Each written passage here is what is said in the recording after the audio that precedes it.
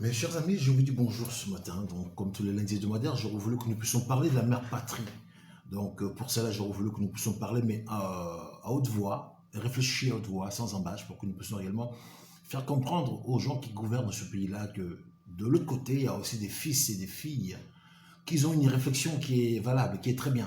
C'est par là que j'aurais voulu que nous puissions venir à l'aide par rapport à ces gens-là. Ce matin, j'ai un seul sujet que j'aurais voulu distiller avec vous, M. Bonneau. Vous savez, quand je viens chez vous, moi, je prends un sujet, je vois les effets, je dirais, de quotidien, ce qui se passe dans ce pays-là, et j'essaie de les développer pour dire, mais pourquoi ces gens-là qui sont au pouvoir, ils font pas ça? Puisque j'ai l'impression que, ou c'est une carence de réflexion de leur part, ou bien ils font des choses sciemment. Et c'est la raison pour laquelle je viens de temps à autre, pour le montrer un peu le savoir-faire, ou au pire des cas, le remettre dans le droit chemin. Alors ce matin, j'aurais voulu que nous puissions parler d'un seul sujet. Mes chers amis, il faut appeler un chat un chat. Pourquoi les hommes politiques congolais n'ont pas les bons sens, ne sont pas cohérents dans leur façon de faire pour les affaires de la res républica? Ma question de ce matin, c'est une question, je le pose, une question ouverte. Et chacun, là où il est, il fera sa sauce, il fera sa dissertation, il dira là où le commandant-chef a raison, là où il n'a pas raison. Et moi, je me pose la question à haute voix. Ce matin, je vais citer personne, mais je vais mettre tout le monde dans le même panier pour que vous puissiez comprendre que tous ces gens-là, ils n'ont pas les bons sens. Ils ne font pas de choses dans la cohérence. Je me repose la question, pourquoi nos hommes politiques, du Congo ou de l'Afrique, ils n'ont pas la cohérence, ils n'ont pas le bon sens? Là où ils devaient faire des choses différemment, mais eux, ils font à leur façon. Quand c'est blanc, ils disent non, c'est noir. Quand c'est noir, c'est rouge. Alors, si ces gouvernants dans tout un pays n'ont pas les bons sens, comment voulez-vous que le pays ou le peuple ou la population puisse avoir la cohérence ou le bon sens? Bonjour, Monsieur le Président, dans ma sentiment. Bonjour à vous. Ce matin, c'est vrai, j'ai commencé un peu tard. J'ai vu votre question ce matin. Vous demandez, commandant en chef, est-ce que vous serez en direct ou pas? C'est vrai, je suis celui qui se lève tôt. Mais ce matin, j'avais quelques prérogatives à faire le matin, créer un peu la mise en place de mes entreprises, ce qui fait que je commence un peu tard. Donc, merci à vous, partagez. Ce matin, je dis tantôt, j'ai une seule préoccupation. Pourquoi les gens qui gouvernent nos pays d'Afrique n'ont pas la cohérence, n'ont pas le bon sens? Là où c'est noir, il dira c'est blanc. Là où c'est rouge, il dira c'est jaune. Alors, quiconque qui veut gouverner, s'il n'a pas le bon sens, je crains que derrière lui, le trou ne pourra pas suivre. En général, s'il ne sait pas établir ses plans de guerre, son armée ne pourra jamais gagner de guerre ou de bataille. Un chef d'entreprise, s'il n'a pas la vision, son entreprise ne pourra pas s'évoluer et gagner de l'argent. Un père de famille, s'il n'a pas la vision, ses enfants ne pourront pas marcher droit dans la société et devenir des gens cohérents dans la société. Alors nous, on a des gens qui veulent se prétendre être nos papas. Un président, c'est notre papa à tous. Mais un papa qui n'a pas la logique. Un papa qui n'a pas le bon sens. Comment voulez-vous que moi, son enfant, vous, son enfant, que vous soyez cohérents dans vos façons de faire? Je pose des questions ce matin, je ne cite personne.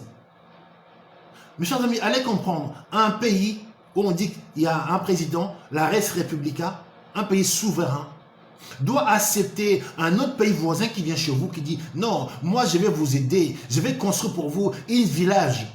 Ces villages-là, je vais installer les soi-disant les sinistrés du volcan Nyiragongo. Mais en contrepartie, quand je vais construire ce village-là, qui va coûter 30 millions, mais au passage, je veux aussi faire installer ma population, mais c'est-à-dire son nom. Mais vous vous rappelez, quand ce volcan a jailli, le gouvernement congolais, puisqu'il s'est dit, le volcan Nyiragongo, quand il a jailli, il est parti, s'est renversé de l'autre côté, sans c'était ce pays-là. Le président du pays, là où le volcan est sorti, a décaissé des millions de dollars pour donner à ce pays voisin pour le dommage collatéraux que le volcan a causé. Le Congo a payé ce pays voisin des millions pour les dommages que le volcan a causé chez eux. Mais de l'autre côté, Mbo, alors bonjour à toi cher ami, de l'autre côté, ce président-là qui avait reçu 2 millions dans notre pays, lui il décide de ramener 30 millions. Il dit voilà, il veut construire un village pour que le sinistré de Nyiragongo soit, je dirais, installé. Mais au passage, ça veut dire son nom, il veut également aussi installer sa population, mais ça veut dire son nom, parce que lui, cette partie-là, il le veut. Alors, mes chers amis, comment comprendre que moi, je suis chez moi, mon voisin qui dit, monsieur, bienvenue, emballé, le commandant-chef, moi, je vais venir dans votre maison là, ou bien dans votre résidence, construire encore une maison où, pour que vos enfants puissent avoir des chambres, pour que votre maison est petite. Ça veut dire ça. Je suis dans ma résidence, j'ai une maison à 5 chambres. Lui me dit non, c'est pas beaucoup. Moi, je vais construire encore dans votre même parcelle là, une grande maison pour que vos enfants vont venir de l'Europe ou pour que chacun puisse avoir sa chambre. Mais en même temps, quand je construirai cette maison, de temps en temps, si moi je suis dans la ville, je peux rentrer dormir là. Voilà. Donc ça veut dire ça. Sans dire ce nom, cette village sera construit. Pas pour réellement le sinistré de Nyiragongo, mais effectivement aussi pour installer la population de ce pays-là, sans citer son nom aujourd'hui. Aujourd'hui, je ne cite personne. Et le nôtre est d'accord que ce pays voisin vienne construire une village chez nous. Et cette village-là, quand on construit un village, dans ce genre de ces villages-là, peut-être ça va prendre 1 an. Mais quand ce village-là sera terminé, qui sera là pour vérifier réellement les gens qu'on va installer? C'est des gens réellement, les victimes de ces volcans Nyiragongo, c'est eux qu'on va installer, ou bien les gens venir de ce pays-là qu'on va installer en catimini. J'ai réfléchi à haute voix. Ne prenez pas parti, monsieur. Je vous ai dit, j'ai un cerveau qui marche bien. Vous restez assis là, soufflez en silence. Vous voulez construire un village dans mes terres, chez moi, pour soi-disant installer les sinistrés de Nyiragongo. Est-ce que au moment où on parle, nous, le gouvernement congolais, on a répertorié les gens en question qui sont victimes de ces volcans Nyiragongo, ou sériellement, on en a combien? Parce que quand on va construire ces villages-là, hein, on aura déjà la liste des gens à qui on avait répertorié, c'est eux là qu'on va installer. Mais si nous, le gouvernement congolais, n'a pas répertorié les gens à qui ils étaient victimes de ce volcan Nyiragongo, et quand on va construire des maisons, qui ne nous dit pas que ces maisons-là qui sera construite, on pourra donner à qui il veut, puisqu'on n'a pas jamais répertorié les gens qui étaient victimes de ces volcans Nyiragongo. Christian, bonjour à toi. Voilà ma question. J'ai réfléchi à haute voix. J'aurais voulu poser la question, puisque quand on parlait de ces volcans, j'ai vu aussi un jeune musicien qui avait construit une maison à cabane pour ces sinistrés de Nyiragongo. Maintenant, le gouvernement congolais, quand j'avais fustigé ces gouvernements, je me dis comment un gouvernement congolais va aller voir les gens sinistrés, lui, au lieu de construire des maisons, il ramenait des sacs de riz à une personne qui ne pourra pas construire, plutôt, qui ne pourra pas cuisiner son riz, puisqu'il est à la belle étoile. Et ces jeunes musiciens, pour le gifler, le gouvernement a construit des cabanes pour les sinistrés de Nyiragongo. Et le gouvernement congolais, jusqu'à présent, il peine même pour construire des cabanes encore pour le sinistré de Nyiragongo. Et maintenant, le président du pays d'en face, lui, décide de construire un village entier pour nous, moderne, pour nos sinistrés. Je ne suis pas contre, mais moi, je suis celui qui a un peu, je dirais, la gigote.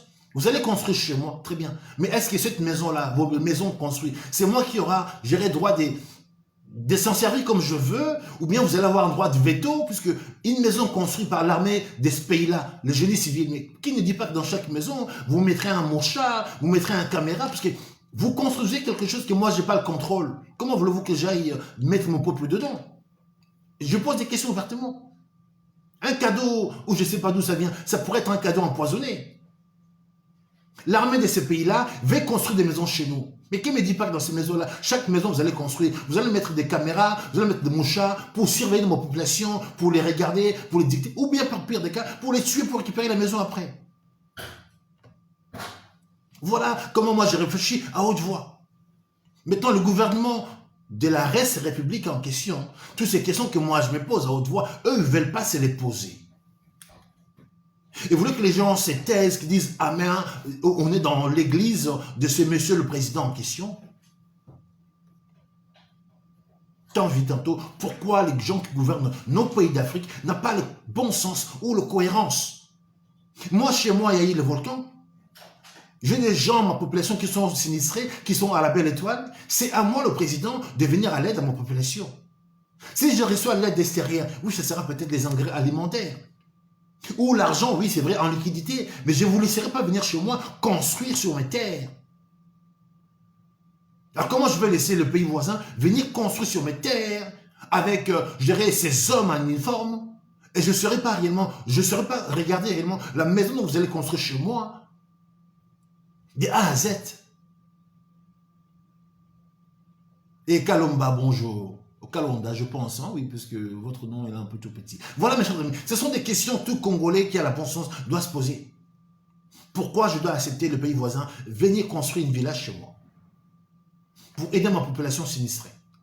Et pourquoi moi-même, le gouvernement, je ne peux pas aider ma population sinistrée? Pour construire des maisons en cabane, ça coûte combien au gouvernement congolais? Quand je prends un seul voyage de chef de l'État congolais, les maisons en cabane sont construites dans ce coin-là. Puisqu'un seul voyage du président, c'est 2 500 000 $ à chaque voyage. Je dis au président, vous ne voyagez pas seulement cette fois-ci, là. Les 2 millions là, vous construisez des maisons, je dirais, en cabane, des maisons en bois, en entendant à tous ces gens-là. Ou des maisons en dur. Mais vous allez accepter l'humiliation des pays voisins qui viennent chez vous construire. Ma question encore, je me repose, est-ce que les maisons construites en question, ça sera uniquement pour nos sinistrés? Est-ce qu'on sait déjà, on a répertorié les gens qui sont sinistrés, on connaît leur nom, leur visage, puisque quand la maison sera finie, le voisin qui va construire, c'est eux là qui vont rentrer dans ces maisons-là. Ou peut-être au passage, on aura d'autres personnes, on dira c'est eux qui sont les sinistrés, mais ce sera des gens qui sont venus de l'autre côté, parce que lui, son projet est d'installer sa population chez nous, mais par la grande porte. Et maintenant, comme il est un président, M. Bouana, oui, sans citer son nom aujourd'hui, il dit oui. Donc, la balkanisation, sans citer son nom.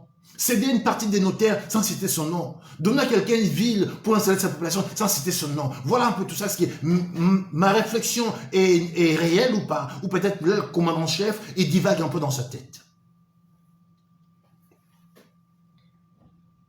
Mes chers amis, restez assis là. J'ai fait mes classes. Je vais vous relater ma pensée. Deuxième, je dirais, hypothèse. Pourquoi encore un pays voisin qui va décider de venir chez moi construire une route? Puisque selon lui, chez moi, dans mon pays, mes routes ne sont pas en bon état. Lui, il veut venir construire une route de chez moi qui va aller chez lui pour permettre également l'évacuation de nos martyrs premiers, mais rapidement. Et moi, le président en question, j'ai dit oui, monsieur. Allez comprendre maintenant, moi je vais vous faire un peu dans les hypothèses. Vous imaginez à l'époque où nos routes, c'était mauvais, là, en question, en mauvais état, cabossé.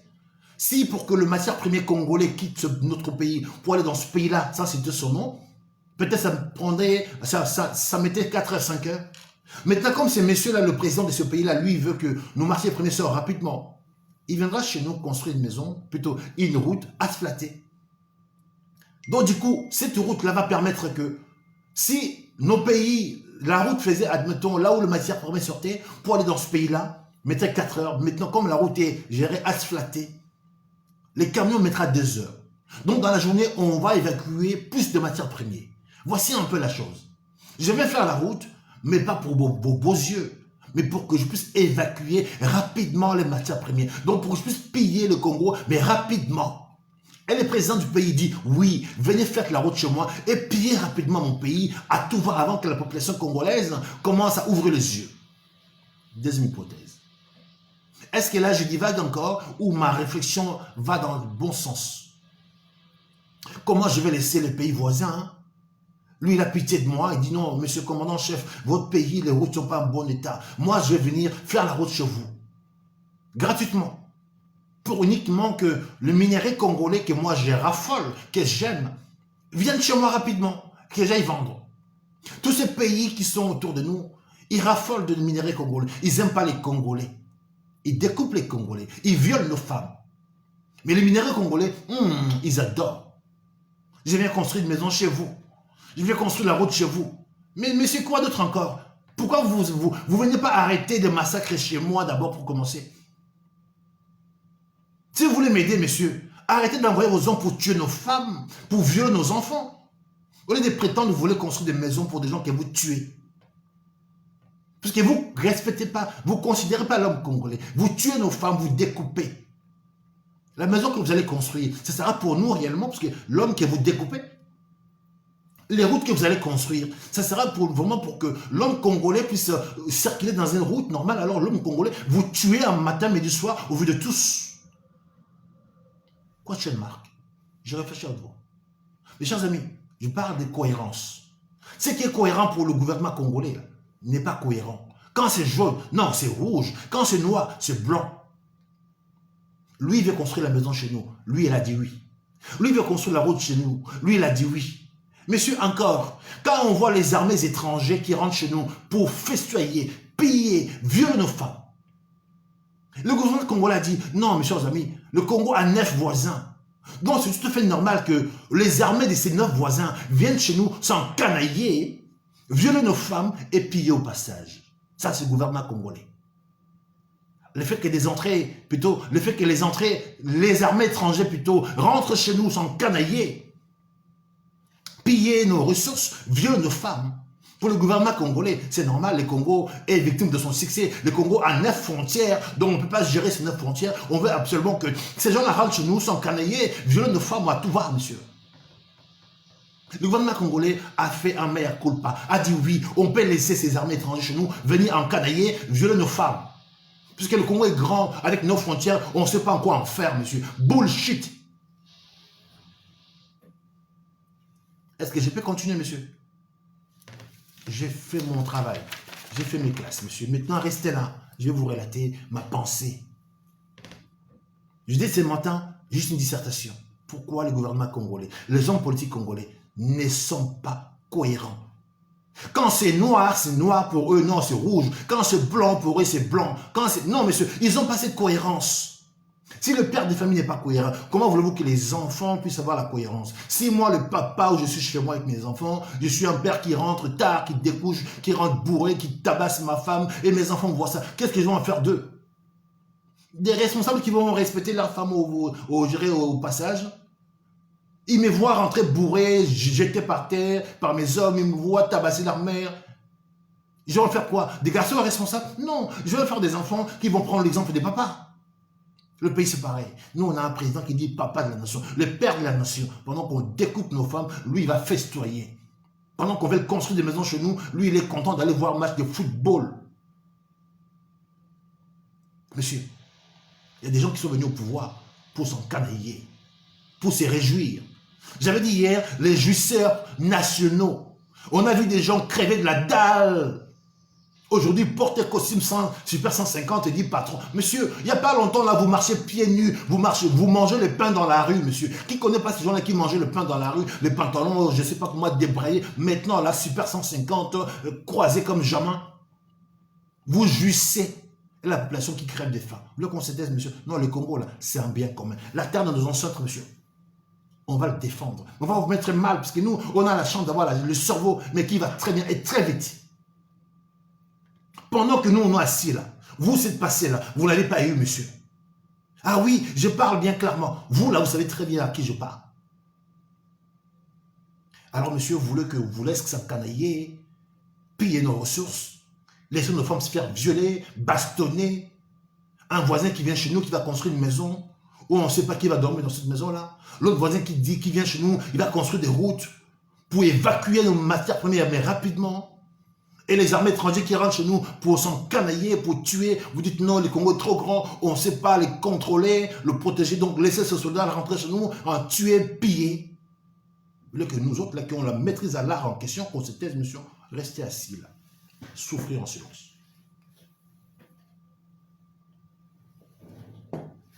Messieurs, quatrième hypothèse. Comment aller comprendre, monsieur, un homme qui a crié au voleur? Ça, c'est un autre homme. Il a crié au voleur, puisqu'il s'est fait, admettons, arracher son portable dans la rue. Il s'est fait arracher son sac dans la rue. Il s'est fait arracher sa voiture dans la rue. C'est pénible. Quelqu'un que vous voyez, on l'a volé, on l'a violenté, on a pris son bien, on part avec son bien. Il crie au voleur. Les gens, ils ont pitié de lui. Les gens veulent s'élever pour aller chercher à arrêter le voleur pour qu'on le restitue son bien. Lui dit non. Laissez passer le voleur. J'ai crié seulement le voleur, mais le voleur, au passage, c'est mon frère. Monsieur, pourquoi vous avez crié au voleur alors? Pourquoi faire les pieds et les mains puisque vous avez prétendu dire qu'on vous a volé votre portable, on vous a volé votre porte-monnaie, on vous a volé votre voiture. Le voleur est là. La population veut aller arrêter le voleur pour vous, monsieur, pour vous rendre votre bien. Vous vous dites non, monsieur, le voleur c'est mon bien. Plutôt le voleur c'est mon frère. Laissez-les faire. Monsieur, on vous a volé, on vous a, bafoué dans vos droits. J'ai un homme de droit qui est là. Vous devez demander justice ou réparation. Vous prétendez, mettons, le voleur devient votre frère. Et nous, qu'est-ce qu'on va faire dans l'histoire? Puisque vous acceptez cette vol. Deuxième hypothèse, monsieur. L'homme qui a occasionné votre perte. On est parti aux élections, il y a un qui a gagné, sans citer son nom. Sa victoire encore a été volée par un autre monsieur. Il s'est fait les pieds et les mains pour dire que lui, là, a volé ma victoire. Mais quelques jours après, celui qui a volé sa victoire devient son ami. Monsieur, moi, je suis perdu. Je dis, moi, je suis perdu. C'est lui qui a volé votre victoire. La population congolaise, malgré cette élection chaotique, vous a porté plus haut que jamais. A basé ses espoirs sur vous, messieurs, sans citer votre nom aujourd'hui. Aujourd'hui, je cite personne, monsieur, souffrir en silence. Vous me devinez à qui je parle. Là, on fait de la devinette. Population congolaise, vous portez plus haut. Car là, vous vous entendez même pas. Faites de vous le commandant en chef. Et votre victoire est volée par ces messieurs-là. Vous avez fait les pieds et les mains pour crier, il m'a volé, il a ça, ça, ça, ça. Quelques jours d'après, ça devient votre copain, votre frère. Vous voulez que nous, on fasse quoi, messieurs? On est perdus. Nous sommes perdus. La population congolaise ne peut pas comprendre que c'est lui que nous, on veut amener pour, je dirais, arrêter nos souffrances. Aller combattre pour nous. Il devient encore l'ami de celui qui a volé sa victoire. Et nous, on fait quoi, la population congolaise? Mes chers amis, je vais vous faire mal. L'homme qui est rentré chez moi, qui a violé femme, enfant. Et le lendemain, ces messieurs, on se rencontre à la rue, on boit un verre, je l'amène chez moi, je présente à ma femme et mes enfants, je dis voilà, mes chers amis, maman, mes enfants, voici mon nouveau copain. Mais c'est lui qui est venu violer ma femme et mes enfants. Ma femme me dit que je ramène le violon dans la maison, monsieur. Voici ce qui se passe réellement dans ce pays-là. Pendant que moi j'étais au travail, l'homme qui est venu chez moi, qui a violé femme, enfant. Ma femme a vu son visage, ma fille, mes enfants, ils ont vu, c'est lui-là, leur violeur. Et l'homme est parti. Et moi, on me dit, vos enfants, ils étaient violés. D'autres femmes, j'ai dit, bon, ok, c'est pas grave, ma chérie, Dieu fera. Et je rencontre le violeur dans la maison, plutôt dans la rue. Je l'amène chez moi, le violeur, viens, on va boire un verre. Quelle sera la réaction de ma femme? Voir que l'homme que je fais rentrer chez nous dans la maison, c'est lui qui l'a violé. Quelle sera la réaction de ma femme, de mes enfants, ma fille, qui dirait, papa, c'est monsieur, c'est lui qui m'a violenté. Et moi, je dis, non, ma fille, c'est pas grave, allez vous laver, allez boire un coup, mettons, c'est mon copain. Monsieur, vous voulez que nous, là, qui ont le bon sens, qui a un cerveau qui marche droit, qu'on se taise, monsieur. C'est lui qui a occasionné pendant 18 ans la mort de notre. Je peux citer pas longtemps là mon jeune frère sportif que j'aimais autant, Resso Rosu Mukendi. Les jeunes dames Kapanga là, que vous avez sorti dans la rue, et moi également avec vous. Les jeunes Ngimbi qui est mort à mes côtés le 19 septembre là, que vous et moi, on a porté une marche, que moi j'ai ouvert la possession en Sambo. Mon jeune Alain Moulad, c'est-à-dire beaucoup de jeunes gens qui ont cru à votre lutte, monsieur, qui sont morts. Et ces gens-là les ont tués. Je dis tués, je parle français. Ce matin, je ne cite personne. Allez-y dans les devinettes. Ces gens les ont tués, ces gens-là, sciemment. Maintenant, ces gens-là, vos copains, on vous voit avec eux, bras dessus, bras dessus. Vous voulez que nous, on fasse quoi, monsieur? Je suis perdu. C'est la raison pour laquelle j'avais dit aux miens, non, les gars, restez chez vous. Là, c'est trop sale pour moi. Je ne mange pas les bitoto, hein, sanguissa. Non, j'aurai mal au ventre. Je n'ai pas un gastro. Je ne mange pas. Je dis, oh mon gars, non, restez chez nous. Allez pas manger dans ces festions-là. Monsieur, on a un groupe de gens pendant 18 ans qui ont endeuillé chez nous, qui ont rendu tout un peuple esclave, qui ont appauvri tout un peuple, qui ont canaillé, mais sans état d'âme.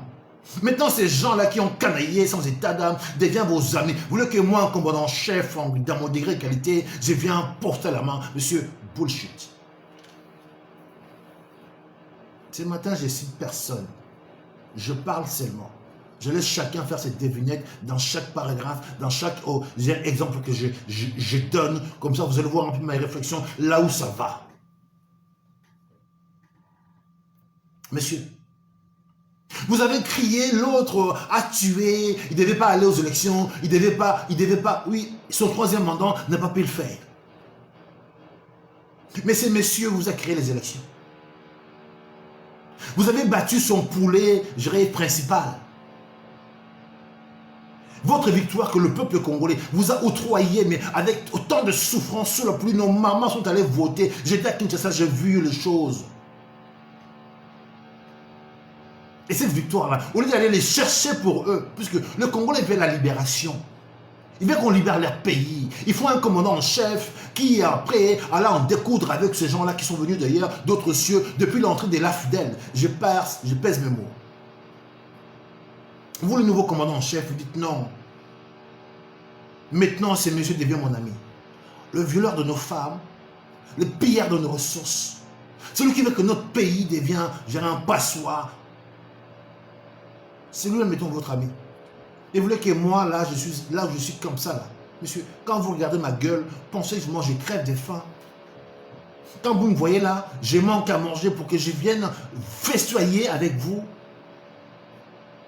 C'est soi-disant pseudo machin. Monsieur, il y a un problème. Si on ne sait pas réellement se rappeler de l'histoire passée, on ne saura pas se projeter dans le futur. L'homme congolais, l'homme politique congolais, pour ma part, a un problème de mémoire. Je peux le qualifier des gens qui ont la maladie d'Alzheimer. Puisque si on ne retient pas des leçons du passé, là, comment veux-tu que demain qu'on se projette dans le futur? On nous a coupé des mains, on nous a violés, on nous a violentés. C'est pas grave, c'est eux là encore nos décideurs. Messieurs, là-bas, là, moi je ne vous suis pas au, comme on dit les Ivoiriens, je ne vous suis pas au, je dis à quoi, pardon, à quel mauvais français.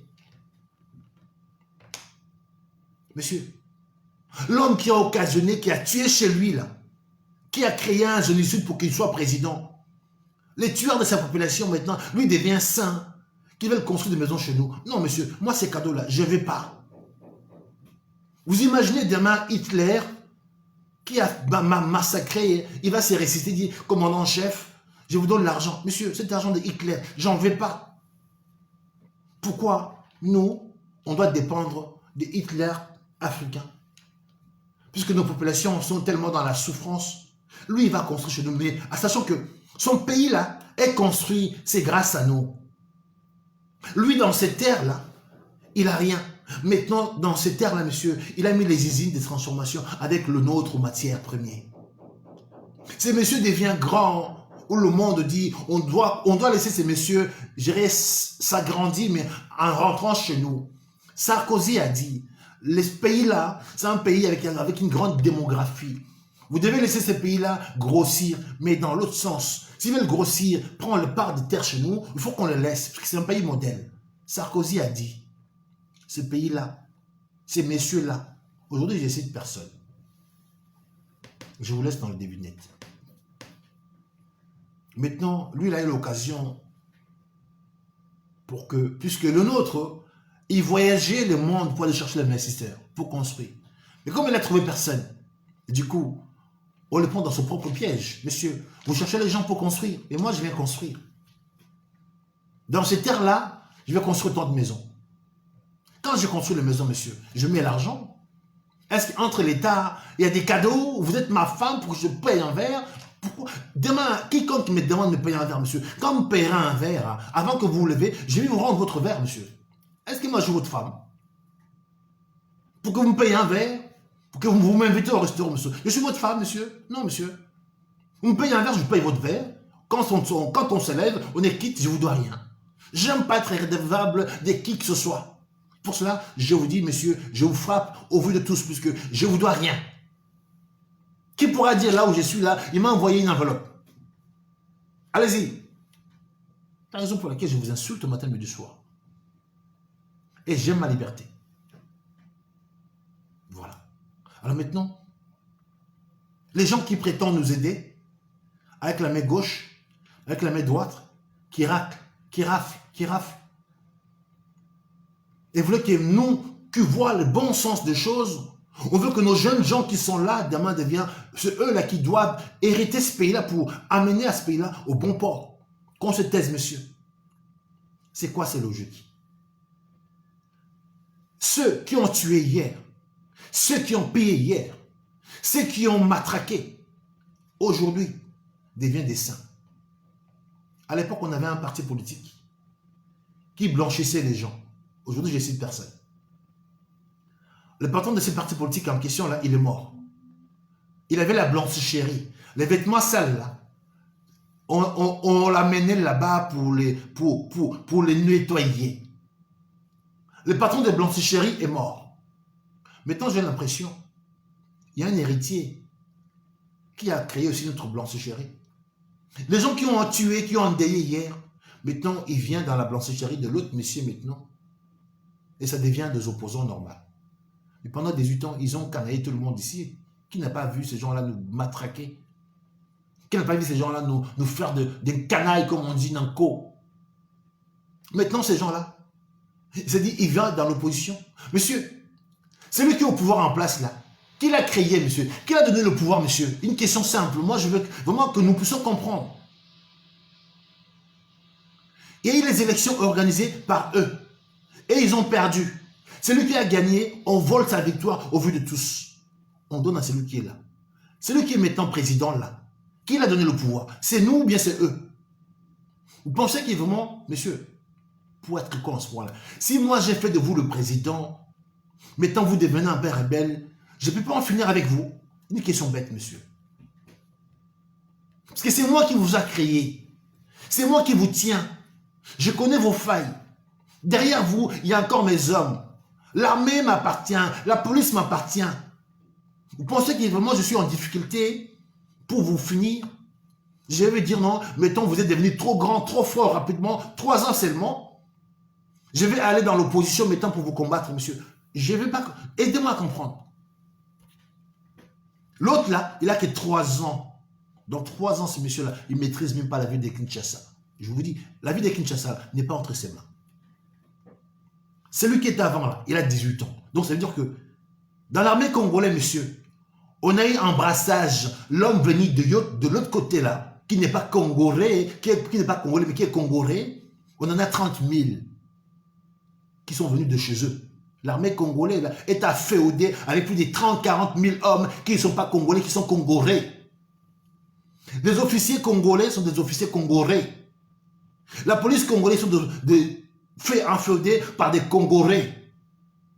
Les magistrats, tout ça là, c'est ces gens-là qui ont mis en place. Avant qu'ils partent là, il a serré la ceinture du pays. Vous pensez qu'aujourd'hui, c'est monsieur qui a fait le nouveau président, il est en difficulté avec l'autre pour nous faire croire que maintenant l'autre devient plus fort, je ne peux plus le gérer maintenant, je vais dans l'opposition pour le combattre, monsieur. Oh, réveillez-vous. Qui ne dit pas, c'est pour diversir un peu le jeu. Comme ça, les Congolais seront perdus. Demain, si nous allons encore aller aux élections, ces gens-là sont venus pour se faire blanchir pour qu'ils ont encore la chance de revenir encore au pouvoir, puisque aujourd'hui, c'est les jeux qu'ils ont fait. On est parti aux élections. Ils nous ont présenté Shadari. Là, je cite son nom. Oh là, bœuf. C'est parti, c'est sorti. Mais le dauphin de ces messieurs était chez nous. L'autre monsieur que j'ai cité son nom, c'était juste un pion à sacrifier. Donc le voix des peuples congolais était partagé. Il met, oui j'ai cité, il met Shadari devant. Mais derrière, c'est vrai que les Congolais, ils avaient entre parenthèses un opposant. Qu'eux-mêmes, qu'ils ont fait, j'ai erroné ma signature, ils sont partis dans un pays de l'autre côté pour créer leur cash. Et quand on est parti aux élections, les Congolais, les voix, ils étaient divisés. Divisés pour régner. On est parti avec combien de candidats présidentiels? Il a mis Chadari devant, comme j'ai cité son nom, je peux le continuer, pour que quelques Congolais aillent chez Chadari, votent chez Chadari, et quelques Congolais un peu, je dirais, qui ne comprennent rien, qui croient que l'autre là, c'est l'opposant, c'est le fils de monsieur qui avait la blanchisserie, ils vont le voter.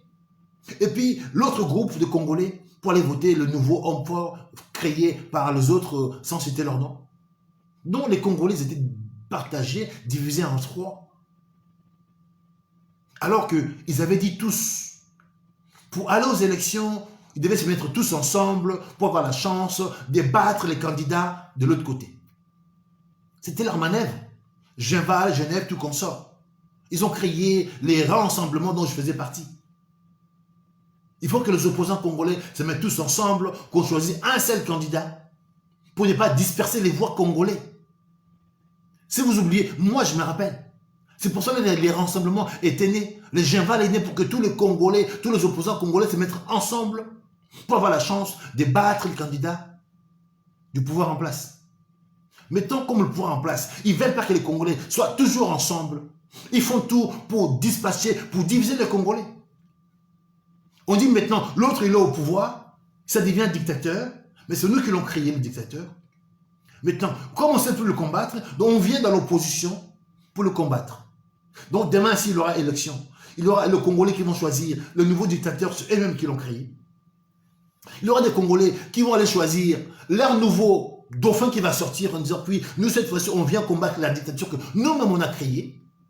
Il y aura des Congolais qui vont dire, nous on était là, on avait choisi le commandant en chef, M. Tel. Donc le Congolais sera encore divisé en 3 fractions ou en 4 fractions. Et le Congo, on ne l'aura pas. Ma réflexion est bonne ou pas?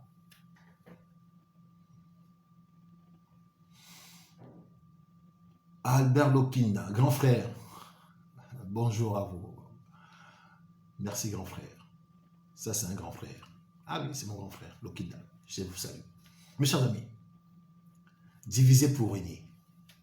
Pourquoi le Congolais ne peut pas comprendre que ces gens-là, ils ont tellement tout un cabinet de réflexion où ils ont des business plans faits à 5-10 ans à l'avance.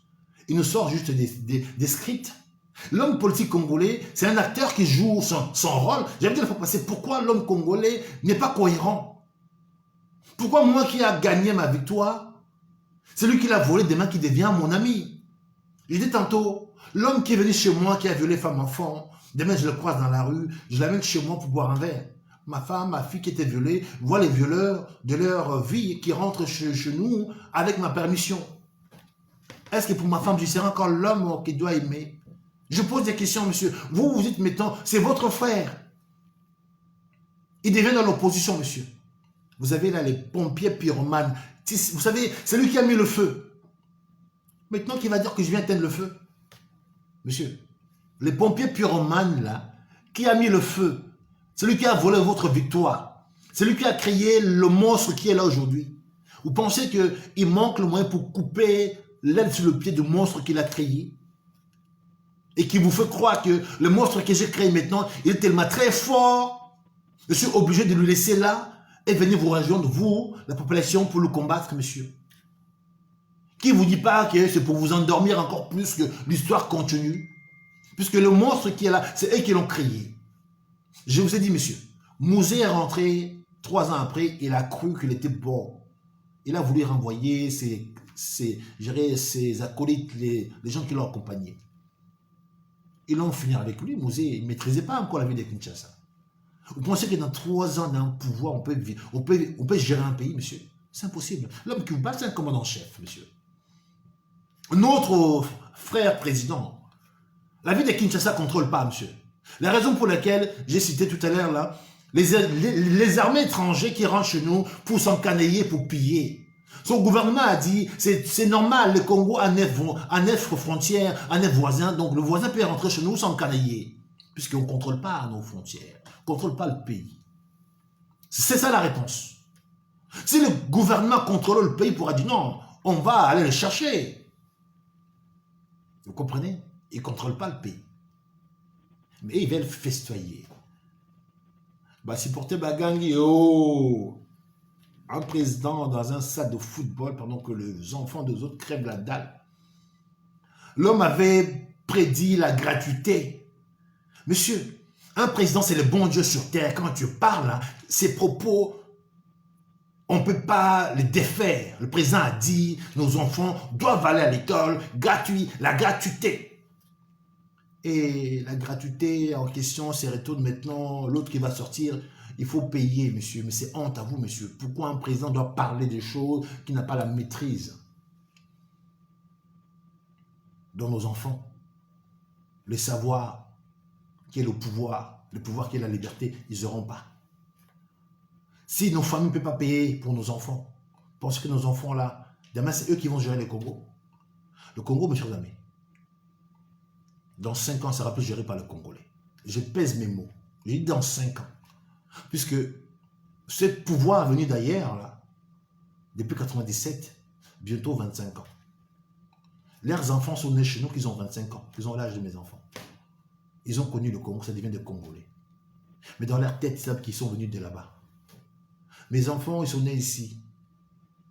Ils sont français. Ils savent que leur papa, c'est un Congolais. Ils sont en France, mais ils savent qu'ils sont Congolais.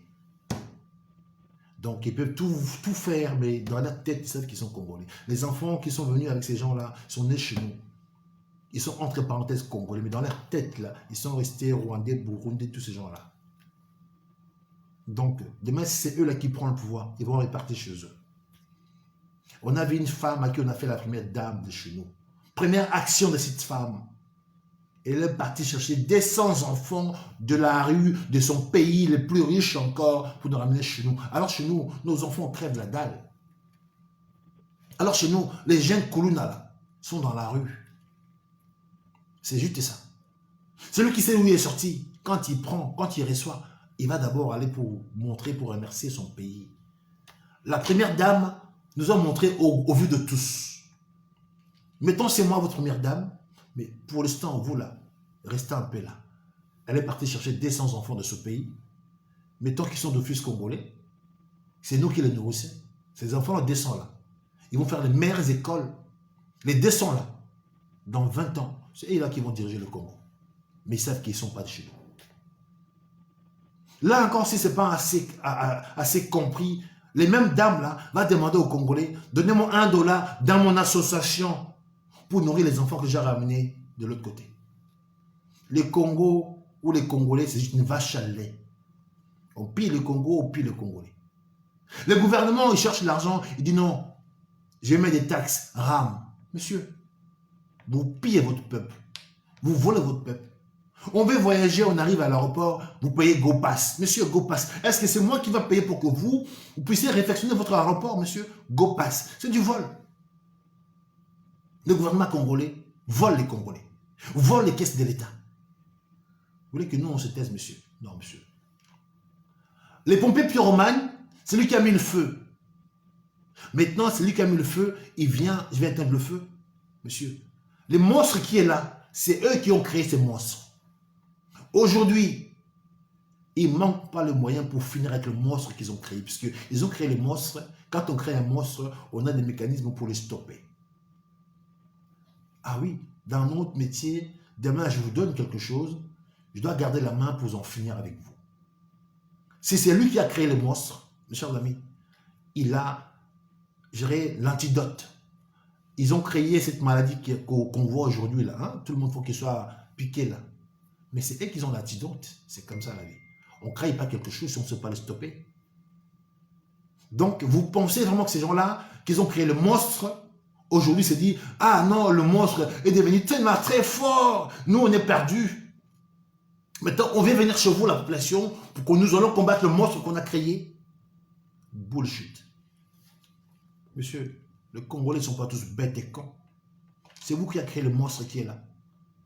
Maintenant, vous dites que le monstre devient dictateur. Vous, pendant tout ce temps-là, pendant 18 ans, vous étiez quoi? Des saints. Maintenant, vous venez encore dans la population pour combattre votre dictateur nouveau. Qui ne dit pas que c'est pour diviser le peuple congolais qu'en 2023, qu'on soit découpé en 4 à 5 morceaux. Une partie qui va aller chez votre monstre crée, parce que le monstre crée pour vous. La preuve année, il va céder nos terres à un pays voisin, construire un village. La preuve en est, il va céder la construction de nos routes pour un pays voisin pour piller nos matières premières. La preuve en est, il va laisser les soldats étrangers rentrer chez nous pour s'encanailler. Lui, il laisse tout. C'est un Bwana, oui, oui. Donc, la preuve en est, l'avion d'un pays voisin qui se pose chez nous 2 fois par jour, qui nous pose 600 populations où on ne sait pas leur tenant et aboutissement. 600 personnes qui débarquent chez nous où on ne sait pas qu'est-ce qui devient. Ce monsieur-là, il dit oui à tout. Donc, c'est votre homme à tout faire. Donc, il est là sans utilité. Il est là pour faciliter tout ce que vous voulez. Vous voulez couper le Congo? Coupez le Congo. Vous voulez le Congo? Prenez le Congo. Vous voulez tuer? Tuez. Lui, c'est ça. C'est l'homme à tout faire. Bwana, oui, oui, monsieur. Maintenant, vous prétendez que Bwana, oui, oui, devient puissant, devient dictateur, et il est plus fort que vous maintenant. Vous venez chez nous pour qu'on vous donne encore le cutus pour le combattre. Non, monsieur, pour diviser nos voix. Demain, on va aller en 2023, on aura un groupe de gens, les fanatiques qui vont rester chez leur nouveau dictateur, mais c'est toujours leur bonhomme de gérer à tout faire. Et une partie des gens qui vont donner encore des béquilles, je dirais, à un de chez eux, là. Et puis, mettons le nouveau blanchicheur, qui aura encore quelques mots. Monsieur, les Congolais, monsieur, les hommes politiques congolais, c'est eux le malheur du Congo. Ils n'ont jamais été cohérents, ils n'ont jamais été honnêtes. Chacun joue un rôle. J'ai dit la fois passée, l'homme politique congolais, ce sont des acteurs. Il y a un monsieur émetteur à scène qui écrit un script comme ça, il donne à chacun, tiens, aujourd'hui, toi, tu vas jouer ce rôle. Il viendra, même si le rôle en question mettra en porte-à-faux, il s'en fout. Il va jouer son rôle, puisqu'il faut que je joue son rôle. Ce sont des acteurs qu'on a embauchés, qui jouent leur rôle, ils sont payés, ils s'en canaillent, ils s'en foutent de nous. Vous voulez que moi, qui a la conscience de l'humanité sacrée, que je viens festoyer avec vous. Les gens qui ont tué hier, aujourd'hui vous en faire vos bras droits de vos alliés. On a vu quelqu'un faire rentrer le président le plus métrier, le plus assassin au stade des martyrs. Qui a fait rentrer ces présidents-là par la grande porte? On a reçu le président là, de pays qui tue tout le monde là, au stade de Mathieu. Qui a fait rentrer au stade de Mathieu? Qui a fait applaudir ces messieurs-là chez nous? C'est pas le nouveau roi là. Ces messieurs est rentré chez nous au stade des martyrs par la grande porte. Vous l'avez applaudi. Vous voulez que monsieur, on dise quoi, monsieur? Mettons votre nouveau monstre devienne plus puissant que vous l'avez créé. Vous voulez me faire croire que, mettons, ces messieurs tellement dictateurs, on ne peut plus l'arrêter. Mettons, vous venez chercher la population pour aller les stopper, monsieur. Depuis quand la population congolaise stop gérer l'occupation? Un homme qui était président, ils ont volé sa victoire. Le peuple lui a dit, messieurs, paix sabiso mendoki, paix sabiso mot d'ordre, habitez au Mbadi, de Morobobunda. Donc, l'homme congolais, il vient en finir avec l'air persécuteur. Mais l'homme politique congolais ne veut pas que le Congolais aille en finir avec eux. De la raison pour laquelle il nous crée à chaque fois des diversions. Quand on veut s'élever, il faut faire tout pour que cet engouement soit dispersé. Quand on veut s'élever, il faut faire tout pour nous endormir. Pongi à bébé. Mes chers amis, ne prenez pas parti. Je vous ai promis que j'ai la chance d'avoir la clairvoyance. Mon cerveau il marche tellement très bien. Et vous devez en souffrir en silence. Notre devoir est que la jeunesse congolaise prenne conscience pour que la libération de la mère patrie voit le jour. Mes chers amis, souffrir en silence un peu. Je vous ai dit que notre travail, c'est faire l'éveil patriotique. Nos jeunes gens, là où ils sont, monsieur, notre voix est entendue. Je vous ai dit, ne cherchons pas de l'argent. La révolte est mentale, monsieur. Je vous ai dit, être pauvre mais libre, c'est très important. J'appelle la jeunesse congolaise, je dirais, à la prise de conscience. Ces gens-là sont là, pas pour nous. Ils s'encanaillent. Ils ont créé un monstre. Demain, il dit le monstre devient trop grand pour eux. Ils veulent venir chez nous encore pour combattre le monstre. Ils ont créé, monsieur. C'est quelle utopie, c'est quel mensonge. Donc, la génération sacrifiée. 2023, là, ils vont diviser encore les voix des peuples congolais. Il y en a un qui ne voulait pas aller aux élections avec les machines à voter. Il a dit non, non, non. À la fin, il est parti quand même dans cette machine à voter. Mais Dieu a fait grâce avec la machine à voter en question. Il a été vainqueur, il a gagné les élections. Au lieu d'en combattre, en finir avec les gens qui ont volé sa victoire, il dit non, mettons là ces gens-là. Ce sont ses alliés. Messieurs, vous, à qui on a fait de vous, les présidents du Congo, là, les commandants en chef, les généraux de toutes les armées, au lieu d'aller en combattre pour nous, vous dites non. Mettons celui qui a volé votre victoire, il devient votre ami, votre allié. Vous voulez que nous autres, là, qui ont la science inflige, qui ont la compréhension, qu'on vient encore dans votre fessu, hein, où on ne sait pas qui est qui. Messieurs, je vous dis, notre rôle est que la nouvelle génération voit les jours. Quiconque qui est homme politique au Congo, là, doit être éradiqué. Je dis éradiqué. Puisque là, la cohérence n'existe pas. Celui qui a violé devient mon ami. Celui qui a tué devient mon partenaire. Les plus grands criminels du monde, je le fais rentrer chez moi, on l'applaudit. Vous voulez qu'on fasse quoi? Logique, c'est ça? Illogique. Donc, mes chers amis, notre devoir, vous m'en partagez, c'est de me partager, puisqu'il faut que le message arrive à la jeunesse congolaise que nous représentons. Notre rôle, le mouvement de la jeunesse congolaise, faire que la jeunesse congolaise en question prend conscience. C'est vous, là, qui doit rentrer aux affaires. C'est vous, là, qui doit faire de sorte que... 15 moyens seulement, à l'extérieur du pays. C'est vous, là, qui va faire de sorte que... Demain, c'est vous, là, qui va faire de sorte que vous puissiez changer les choses. Monsieur, restez en face. Souffrir en silence.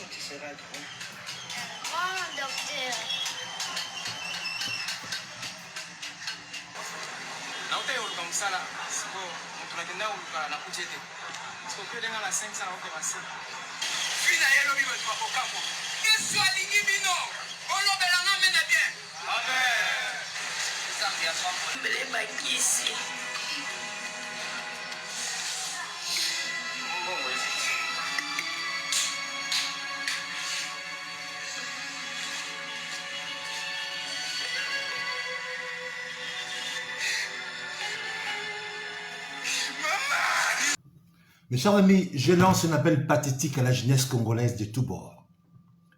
Vous avez vu récemment, là, il y a eu une marche contre nature. Contre nature, je me dis, puisque celui qui a pillé hier, celui qui a volé hier, aujourd'hui, ils étaient avec les autres, bras dessus, bras dessus. Ça, je n'ai pas voulu, moi, faire partir de ça.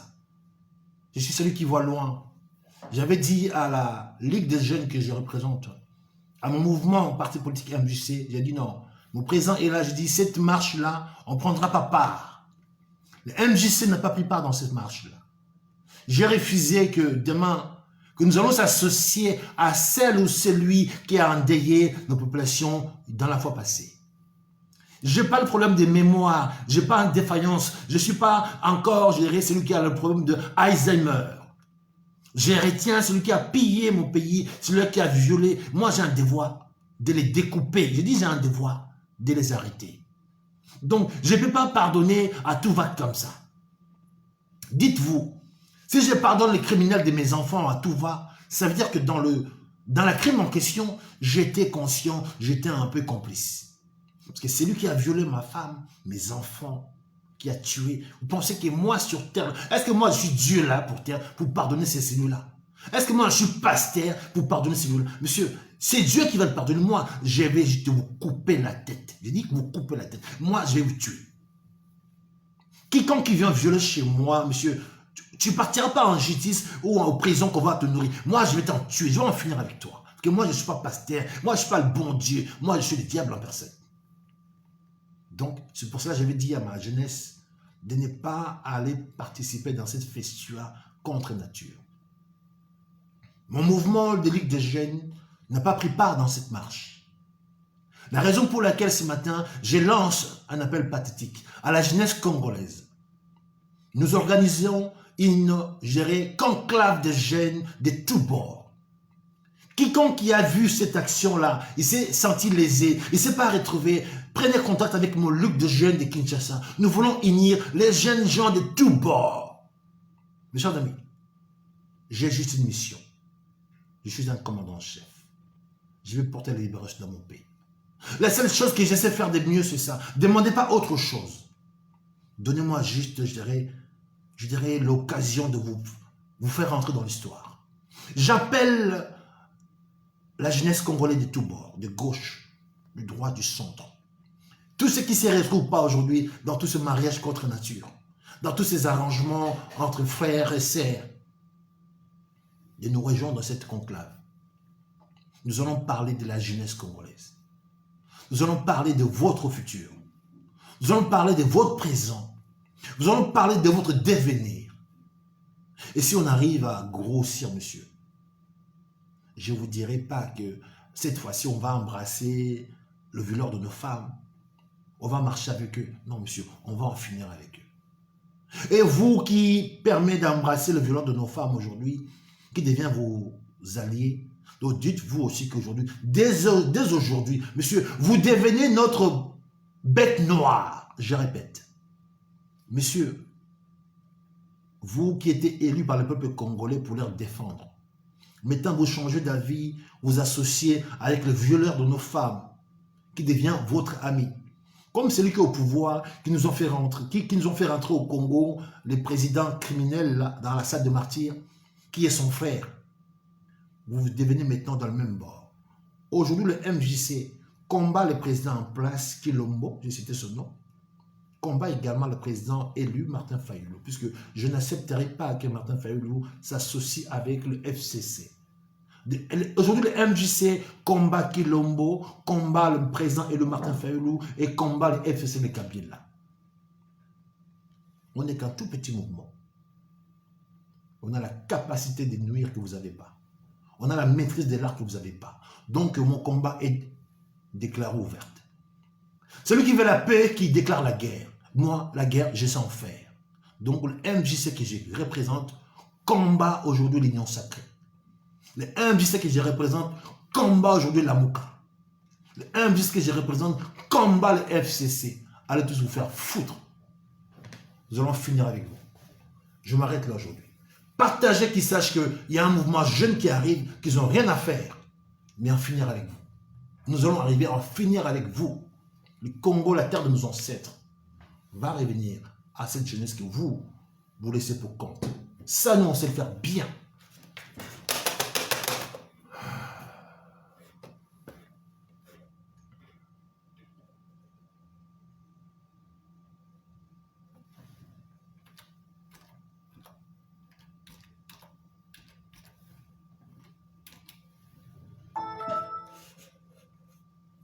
On ne vous appelle pas pour parler politique.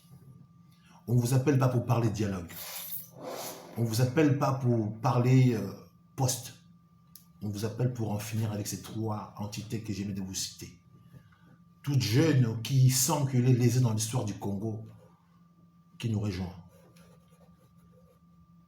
On veut libérer ce pays-là.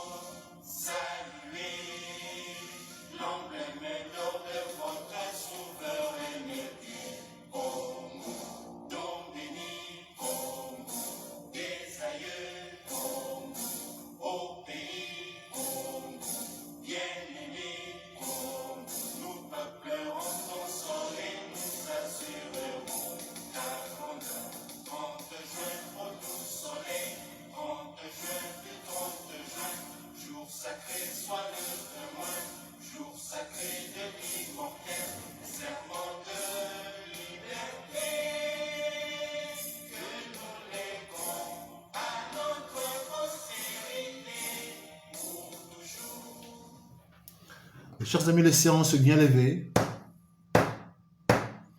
Alors, Ndongoni, bonjour à toi, partagé. Le président Norma Santima, partagé. Mon grand frère Albert Lokinda, partagé. Mes chers amis, nous sommes la bouche autorisée puisque nous avons le cerveau qui réfléchit. Ne prenez pas parti. Donc, la liberté n'a pas de prix. La terre de nos ancêtres, il doit nous revenir. L'humanité sacrée doit vivre librement chez eux. Et non avec des présidents postiches qui disent oui à tout et qui laissent massacrer, tuer, violer. Le violeur des diamants devient votre ami. Nous, on a perdu. Moi, je ne sais pas où. Non, je suis désolé. La cohérence, c'est très important. J'appelle la jeunesse congolaise à ces régions dans cette conclave. Nous allons parler vraiment de votre futur. Si vous voulez vraiment ce pays-là. Si vous ne vous en voulez pas, très bien. On peut s'arrêter là. Vous voyez là, je ne crée pas de faim. Je peux en continuer comme ça. Mais si vous voulez vraiment que l'on puisse sauver ce pays-là, monsieur, ça, on sait le faire.